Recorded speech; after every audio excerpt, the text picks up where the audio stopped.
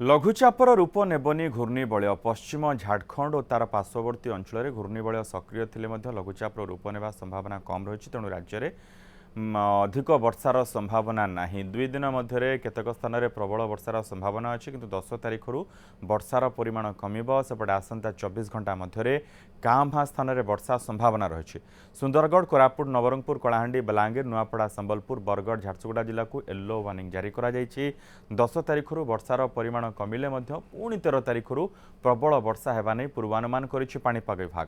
सेपटे पाणीपाग विशेषज्ञ कहिसंति सक्रिय घूर्णिबलय लघुचाप रूप नेले भी राज्य में वर्षार परिमाण अधिक हेबनी। मॉडल अनुसार लघुचाप हेबापई स्पष्ट चित्र आसीनी। अन्यपटे गत 24 घंटा मध्य नवरंगपुर में सर्वाधिक 134 मिलीमीटर वर्षा रेकर्ड करा जायछि।